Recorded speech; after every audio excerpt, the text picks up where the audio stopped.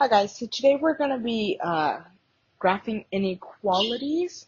Okay, graphing inequalities is pretty easy. It's like graphing a line, you're just shading one side of it. Okay.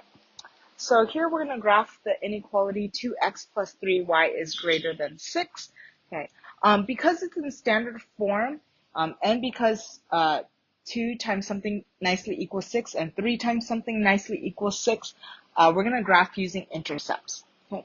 So I'm going to start by graphing using the x-intercept, okay? So then I'm going to plug in 0 for y and solve, I'm going to solve it. I'm going to put it as an equal sign for now, okay? So 2x equals 6 because 3 times 0 is just 0, okay? And so then this will give me x equals 3. So my x-intercept is at 3, 0, okay?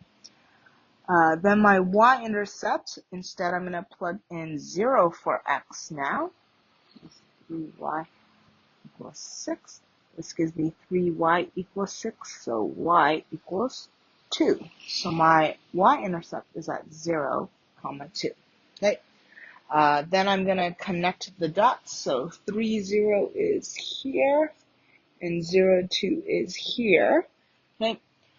Just like when we were graphing inequalities on a number line and we have open and closed circles, here, if it's not equal to, that means this line isn't part of the solution. We're going to show those open circles by doing dashed lines. So here, since it's not, this line is not going to be part of our solution, okay, we're going to do dashed lines. Okay. Sometimes we go too fast and then we put a solid line already and we mean it to be dashed. If that ever happens to you, happens to me all the time, instead of erasing it, you can just write dash next to it and I'll know. Okay. So here, this line is not actually part of the solution, right? Because these things are all what would equal 6, okay? But we don't want that. We just want what's greater than, okay? So now what we're going to do is we're going to test a point to see where it shades, okay? And the reason why is because the shaded part is solutions. That side is what shows that these answers are true. These x and y values make the inequality true, okay? You can pick any point you want. Just do not pick a point that is on the line, okay? Like on the line you just drew, okay? So often students choose 0, 0, which is great as long as 0, 0 isn't part of that line you drew. Okay, so I'm going to test 0, 0. What I'm going to do is plug it in for x and y to see if it's true. So 2 times 0 plus 3 times 0, is it greater than 6? 2 times 0 is 0, 3 times 0 is 0.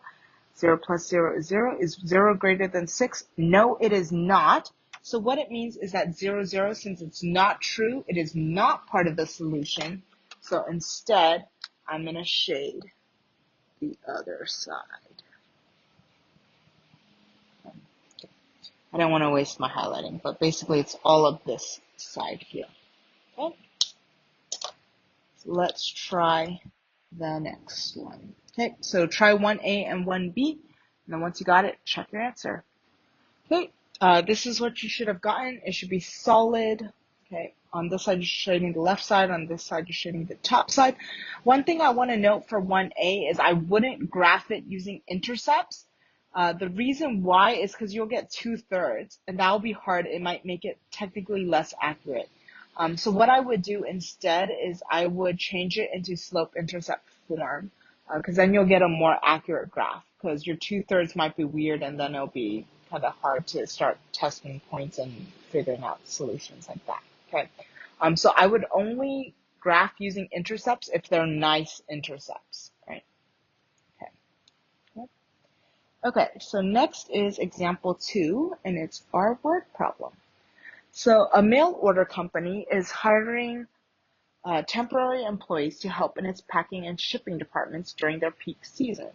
We want to write and graph an inequality to describe the number of employees that can be assigned to each department if the company has 20 temporary employees available. Okay.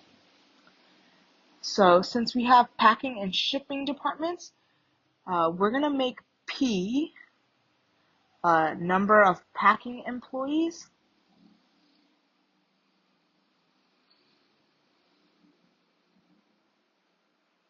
and S is going to be the number of shipping employees. Okay. If you want, you can do X and Y as well. Doesn't matter. Okay. And so here, our packing plus our shipping employees, since there's only 20 temporary employees available, okay, however many we have in each has to be less than or equal to 20. Okay. So here we're going to start graphing. Okay. We're going to do P-intercept and S-intercept. Okay. So then for P-intercept, it'll be P plus 0 is 20, so that means P equals 20. And then S-intercept would be 0 plus S equals 20, so S equals 20, okay, for that intercept as well.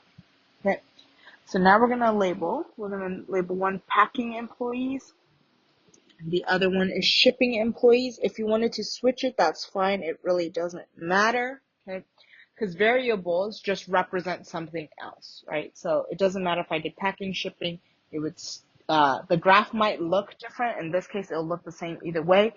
The graph might look different, but it's still displaying the same idea. Okay. Okay. So here, since we have 10 boxes, so 2, 4, 6, 8, 10, 12, 14, 16, 18, 20, 2, 4, 6, 8, 10, 12, 14, 16, 18, 20. Here, because both of the intercepts are 20, that's why it didn't matter which way we use. It'll still be the same. Okay, so here, because it can equal to 20 as well, it's going to be a solid line. So everything here on this line is included as well. Okay, and then we can test a point like if we had 0 packing and 0 shipping. 0 plus 0 is still less than or equal to 20.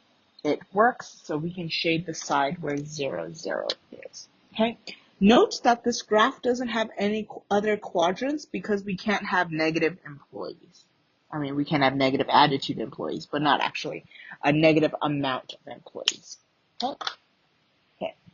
So here it asks, can the company assign 8 employees to packing? So where P is 8. And 10 to shipping, so where S equals 10. Would it be true? Okay, so all we're going to do is plug it in. So P is 8, shipping is 10. Is it less than or equal to 20? 8 plus 10 is 18. It is less than or equal to 20, and what that means is yes, we can, right? And we can also see that in the graph, 8 comma 10, right? 8 packing, 10 shipping is right here, and what you can see is it's inside the shaded area, it's inside the solution area, so that also shows us graphically that yes, it would work. Okay. So now I'm going to have you try number 2 and then come check your answer. Okay, this is the equation I got. This one works as well. This one just includes that $5 for mission. This one already subtracts it out of the total amount of money he has. Okay, and then I graph the intercepts. Okay, your graph might look different. Your graph might look like this way, depending on which one you made your x-axis and which one you made your y. So I made the rides my x and my games the y, and so that's why it looks like this. If you had it in reverse instead, your graph would look like here instead, and shaded here. Okay. So your graph should look the same, right? Unless it's like the other opposite would be if it was like reflected, if it was like this way, okay? But here, this is the answer the book gave for the inequality. Theirs is the same as this. The only difference is they solved for G, and then because they didn't want to deal with the decimals, they multiplied everything by 4, because essentially this is 3/4 and this is 1/4, so they just multiplied everything by 4 in order to get rid of the decimals. But it means the same thing. Okay. I personally like this one better, obviously because I did it that way, but also because it's a little bit more clear. Versus here, it's a little confusing about where the 40 came from or the -3. Versus this one's very clear, right? After they spend the $5 on a mission, he only has $10 left, right? 75 cents is for rides, 25 cents is for games, right? So I personally like this. It's the same thing. They just manipulated this one a little bit more to get this one. Okay, but again, it's the same thing. The graph should be the same. Okay, again, the only way your graph would be different, is if you switch the rides and the games, and in that case, your graph would look something like this, shaded below. So now you're going to try our last example, example 3. We're going to graph this absolute value inequality. Okay. So again, the book never taught us how to graph absolute values. We totally should have known how to graph it. It's quite easy. But since the book didn't teach us how to graph it, that's fine. We're just going to graph it by plugging in values. Okay. So what we're going to do is we're going to first graph the absolute value, and then we're going to shade it. Okay, so let's just pick some points here. Let's do -4, -3, -2, -1, 0, 1, 2, 3, and 4. Just enough points to hopefully get that V shape that we're looking for. Okay. Let's go. So absolute value of -4 is 4. 4 plus 1 is 5. Absolute value of -3 is 3. 3 plus 1 is 4. Absolute value of -2 is 2. 2 plus 1 is 3. Absolute value of -1 is 1. 1 plus 1 is 2. Absolute value of 0 is 0. 0 plus 1 is 1. Absolute value of 1 is 1. 1 plus 1 is 2. Absolute value of 2 is 2. 2 plus 1 is 3. Absolute value of 3 is 3. 3 plus 1 is 4. And absolute value of 4 is 4. 4 plus 1 is 5. Okay, so then let's graph.